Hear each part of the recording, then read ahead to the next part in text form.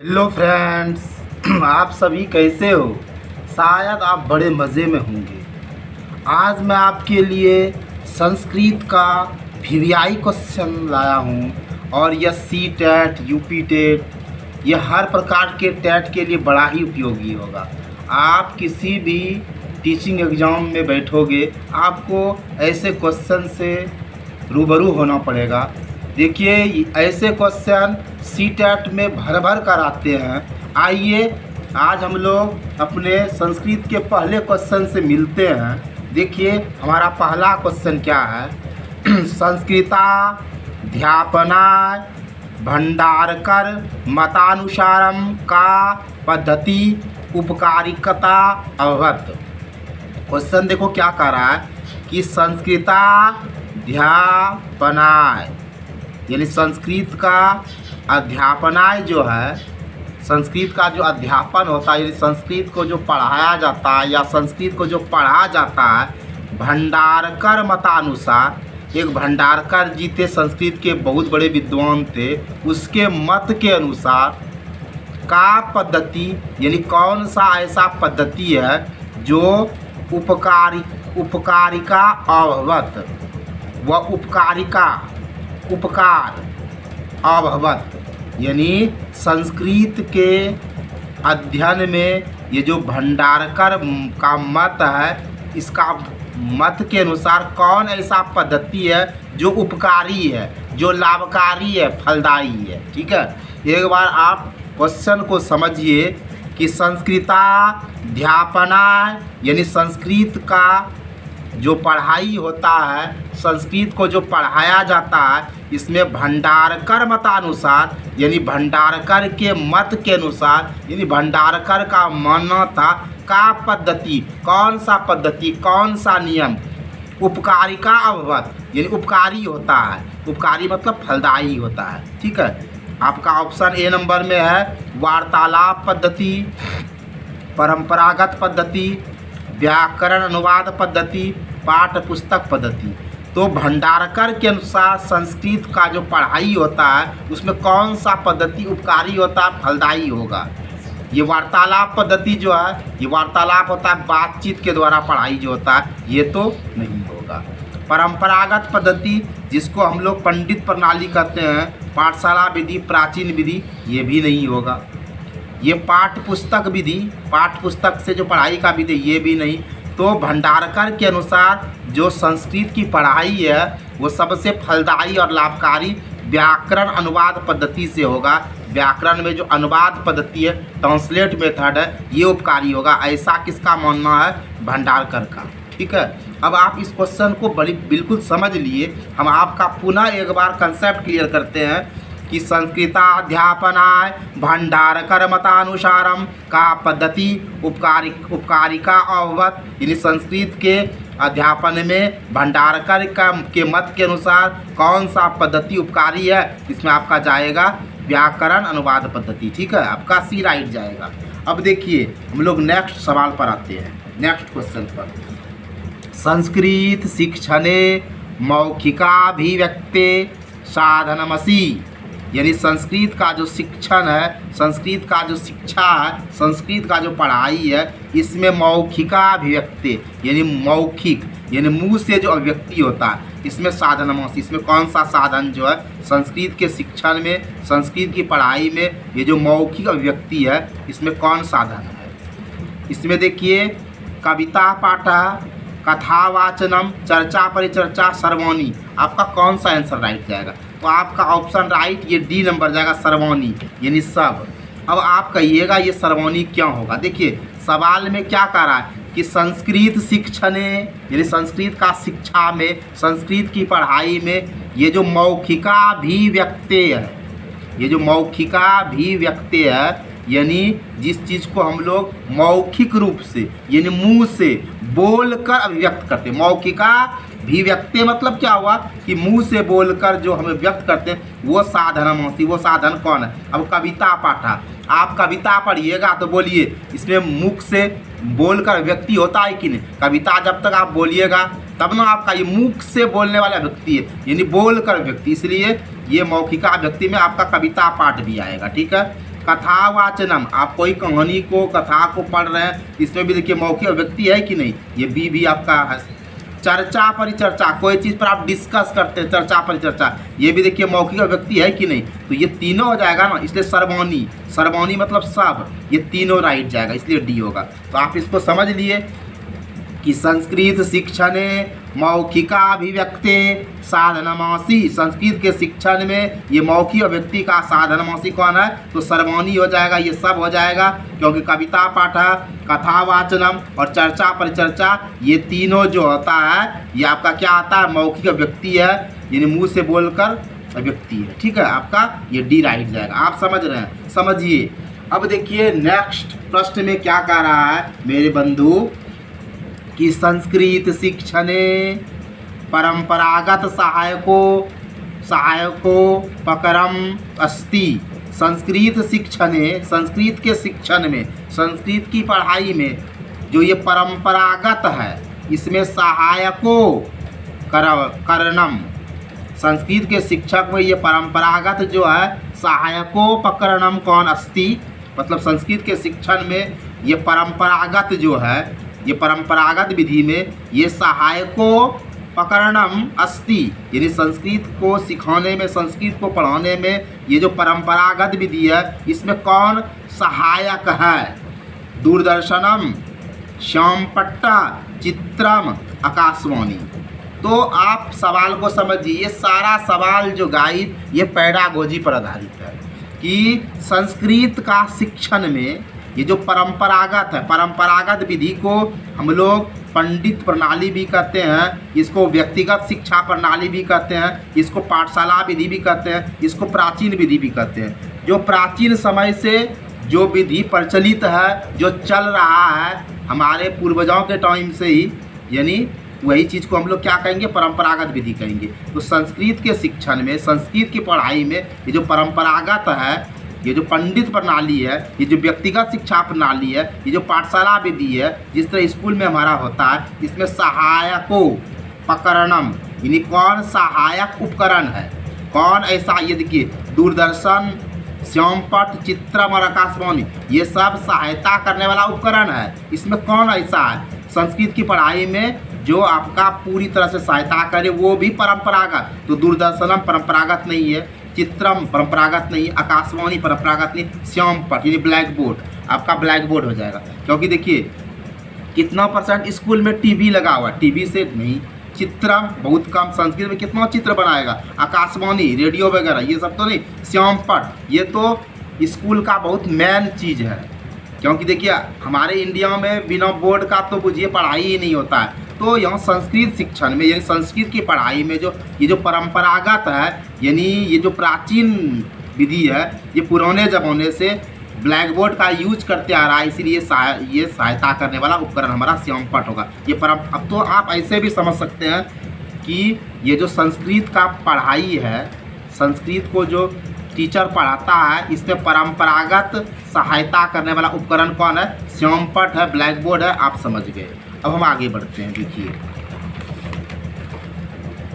4 number में क्या कहता है, गीत नाट्य पद्धति भवती, गीत नाट्य पद्धति भवती, गीत नाट्य पद्धति इसमें कौन सा है, गद्य शिक्षण है, पद्य शिक्षण है, व्याकरण शिक्षण है, रचना शिक्षण है। देखिए गद्य में तो आपको कहानी जैसा चीज़ मिलता है, इसमें गीत नाट्य तो होगा नहीं, व्याकरण में भी आपको गीत नहीं मिलेगा, रचना शिक्षण में भी नहीं मिलेगा, लेकिन पद्य शिक्षण में देखिए क्या होता है, ये गीत नाट्य पद्धति है। जैसे देखिए खड़ा हिमालय बता रहा है, एक देखिए गीत नाट्य पद्धति है ये। जैसे कोई आप कविता है तो ये देखिए पद, जितना भी पद है वो आपका क्या है, गीत नाट्य पद्धति। क्योंकि गद्य में तो आपको कहानी टाइप का पढ़ना पड़ता है, तो ये गीत नाट्य पद्धति नहीं है ना। व्याकरण में भी आपको संगीत म्यूजिक नहीं मिलेगा, रचना शिक्षण में भी नहीं मिलेगा, लेकिन पद शिक्षण जो है ये गीत नाट्य पद्धति है। तो गीत नाट्य पद्धति भवती पद शिक्षण है। तो आप समझ गए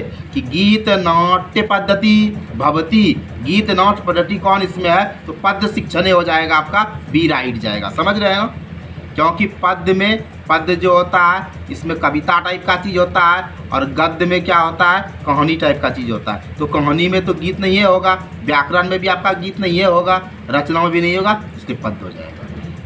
अब समझिए, अर्थ ग्रहणार्थम सर्वाधिका उपयुक्त पठनम भवति। अर्थ ग्रहणार्थम, अर्थ को ग्रहण करने में, सर्वाधिका माने सबसे अधिक, उपयुक्त पठनम भवति, यानी अर्थ ग्रहण करने में सबसे अच्छा जो है उपयुक्त पठन भवति कौन है? चित्र पठनम, शब्द पठनम, स्वस्वर पठनम, मौन पठनम। बताइए आपका कौन सा राइट होगा? तो आपका राइट इसमें सबसे जाएगा मौन पठनम। देखिए, चित्र पठनम मतलब चित्र बना बना कर आप पढ़ रहे हैं, शब्द पठनम मतलब शब्द शब्द में पढ़ रहे हैं, सस्वर पठनम मतलब आवाज़ के साथ पढ़ रहे हैं, और मौन पठनम मतलब चुपचाप पढ़ रहे हैं। मौन पठनम क्या हुआ? एकदम चुप्पी, कोई भी आवाज़, कोई भी साउंड नहीं निकाल रहे और पढ़ रहे हैं। तो अर्थ ग्रहणार्थम, जब आप अर्थ का ग्रहण करेंगे, जब आप कोई चीज़ को समझिएगा ना, उसमें चुपचाप शांत होकर पढ़िएगा, तब उसका अर्थ ग्रहण होगा आपको। तो अर्थ ग्रहणार्थम में, अर्थ को ग्रहण करने में, अर्थ को सीखने में, भाव को सीखने में सर्वाधिक, ये सबसे अच्छा जो उपयुक्त पढ़ने का विधि है, ये मौन पठनम है। जैसे बड़े बड़े क्लास के बच्चे को देखिएगा, मने मन वो पढ़ रहा है, वो ज़्यादा रीडिंग वूडिंग नहीं मारता है, वो मौन पठनम करता है, क्योंकि वो अर्थ को ग्रहण करता है। तो अर्थ ग्रहण करने का जो सबसे अच्छा उपयुक्त पढ़ने की विधि है वो आपका मौन पठनम होगा, क्योंकि चित्र पठनम सर्वाधिक उपयुक्त नहीं है, शब्द पठनम भी सर्वाधिक उपयुक्त नहीं है, स्वस्वर पठनम आवाज़ के साथ पढ़ना भी सर्वाधिक, लेकिन मौन पठनम चुपचाप पढ़कर समझ कर पढ़ना, ये क्या है? अर्थ ग्रहणार्थम सर्वाधिकम उपयुक्तम पठनम भवति। ये अर्थ ग्रहण करने का सबसे अच्छा उपयुक्त विधि है आपका मौन पठनम। ठीक है, अब आइए आप नेक्स्ट पर, कि भाषाया प्राथमिक रूपम अस्ति, यानी भाषा का प्राथमिक रूप क्या है? लिखित भाषा, मौखिक भाषा, संकेत भाषा, व्याकरणम। बताइए प्राथमिक रूप क्या है? तो प्राथमिक रूप आपका संकेत भाषा है, सिंबल है। भाषाया प्राथमिक रूपम, प्राथमिक मतलब पहला रूप कौन सा इसमें है भाषा का? देखिए, ये जो संकेत भाषा है, ये देख रहे हैं संकेत भाषा, ये पहला है। ठीक है, पहले बच्चा संकेत भाषा को सीखता है, फिर ये मौखिक भाषा ये दूसरा है, तब ये लिखित भाषा तीसरा है। तो भाषा का प्राथमिक रूप क्या है? आपका संकेत भाषा। तो आप ऐसे समझिए, सबसे पहले संकेत भाषा, तब मौखिक भाषा, तब क्या होगा आपका लिखित भाषा, यानी ये पहला, ये दूसरा, तब ये तीसरा। तो भाषाया प्राथमिक रूपम अस्ति, यानी भाषा का प्राथमिक रूप क्या है? तो संकेत भाषा, इशारा। ठीक है, अब आइए नेक्स्ट पर, कीदृशा प्रश्न छात्र चिंतन कौशलम न उन्नयन्ति, उन्नयन्ति ये न है, उन्नयन्ति। कीदृशा प्रश्न छात्र चिंतन कौशलम न उन्नयन्ति। कहता है कौन से प्रश्न से छात्र का चिंतन कौशल का उन्नति नहीं होता? उन्नति मतलब बढ़ना, डेवलपमेंट। ठीक है, कीदृशा मतलब कौन सा, प्रश्न मतलब कौन से प्रश्न से छात्र का चिंतन कौशलम, ये चिंतन कौशल जो है, मनन कौशल जो है, न उन्नयन्ति यानी बढ़ता है।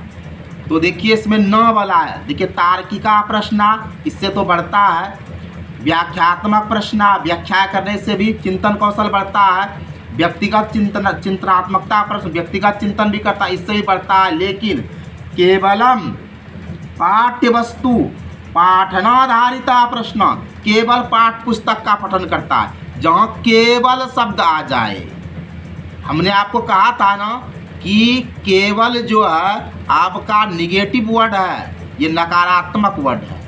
जहाँ भी आप केवल देख लोगे, ठीक है, वो आपका निगेटिव होगा। और इसमें तो निगेटिव ही लिखने का रहा है ना, कि कीदृशा प्रश्न छात्र चिंतन कौशलम न उन्नति, ना नहीं, ये निगेटिव वाला। तो ये सब तो पॉजिटिव है, ये भी पॉजिटिव वर्ड है, ये भी पॉजिटिव वर्ड है, ये पॉजिटिव वर्ड है, ये निगेटिव है।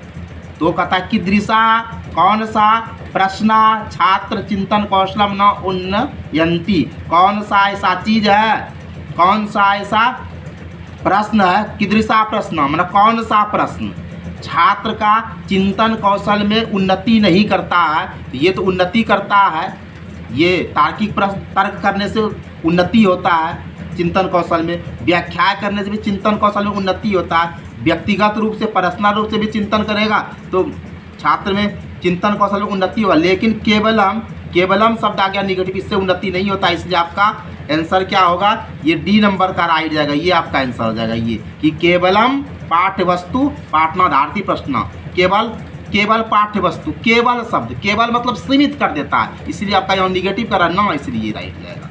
अब देखिए क्या है 8 नंबर में, निम्नलिखितेषु किम समाविष्ट कक्षाया संबंध न, कहता है कि निम्नलिखित में ये जो नीचे दिया है ABCD, ये निम्नलिखितेषु हुआ, नीचे जो दिया गया किंग समाविष्ट कक्षाया, कौन समाविष्ट कक्षा से संबंध नहीं रखता है, आपको बताना है कि निम्नलिखित में कौन समाविष्ट कक्षा से संबंध नहीं रखता। यहाँ देखिए समानुभूतिया, सहयोग, सहकार्यता, सहानुभूतिया।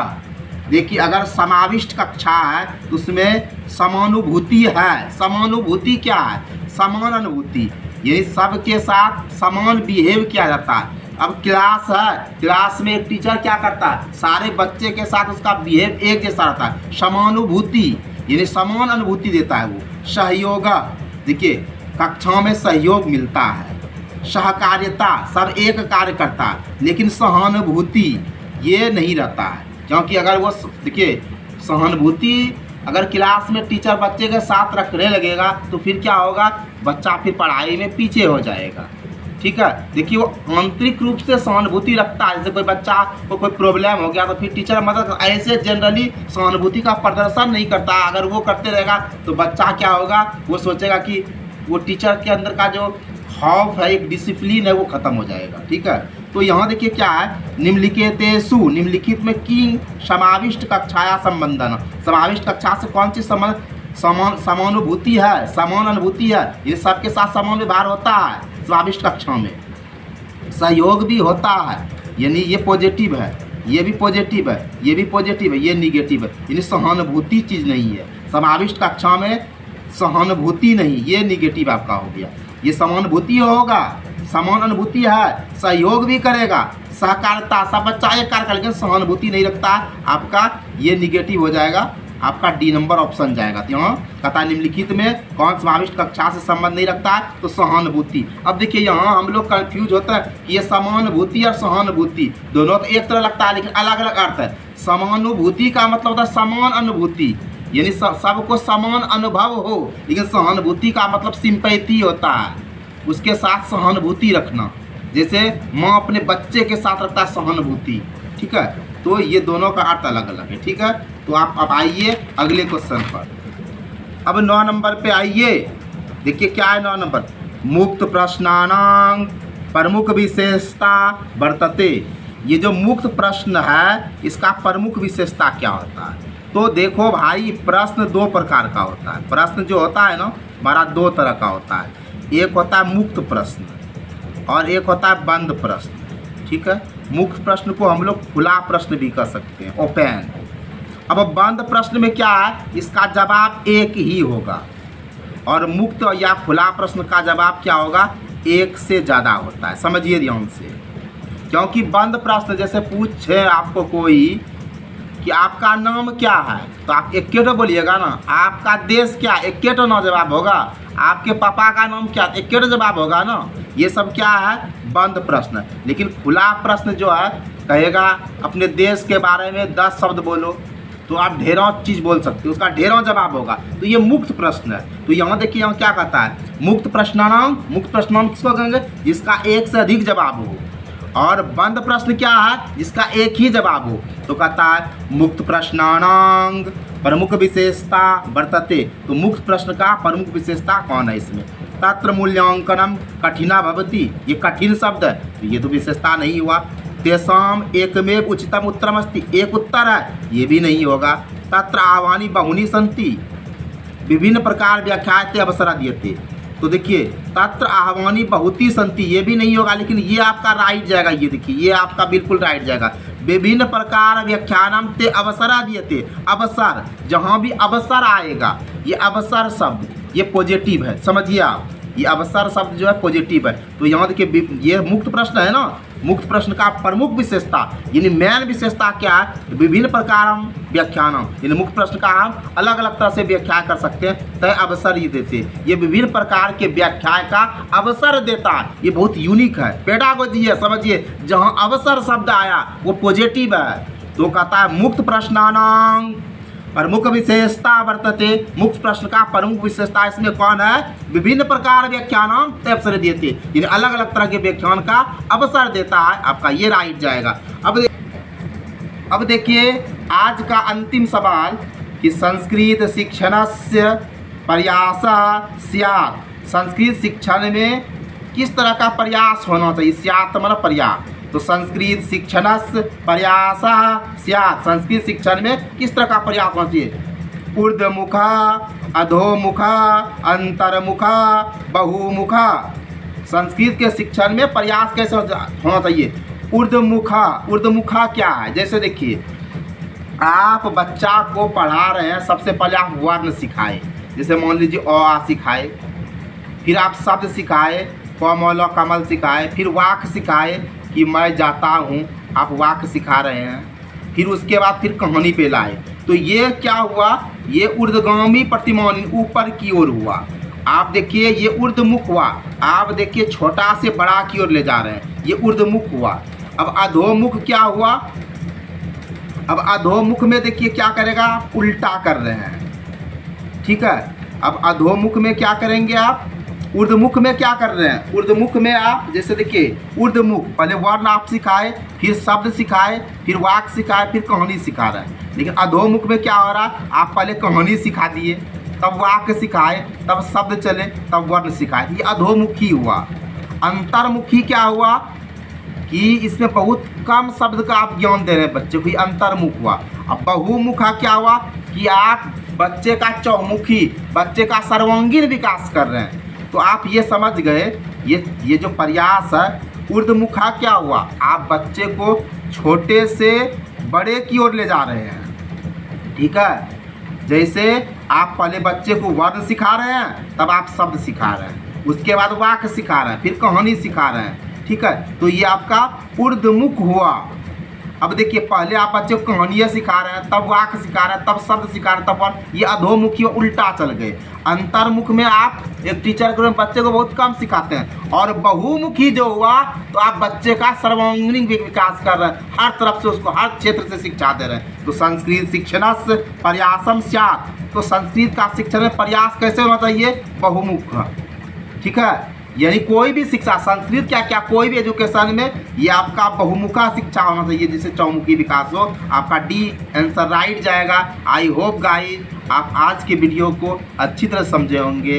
अगर आपको आज का वीडियो अच्छा लगा तो एक लाइक अवश्य करेंगे, और आपसे अनुरोध है कि आप इस वीडियो को खूब शेयर करेंगे। और आपसे अंत में एक अनुरोध है कि अगर आप मेरे चैनल से अभी तक नहीं जुड़े हैं तो बंधु प्लीज़ आप मेरे चैनल को सब्सक्राइब करें, ताकि आपको संस्कृत का इसी तरह से धांसू वीडियो मिलता रहे और आपका संस्कृत में बहुत अच्छा अंक आपको प्राप्त हो। विशेष क्या कहूँ, आपको वीडियो वाचिंग के लिए बहुत बहुत धन्यवाद। जय हिंद, जय भारत।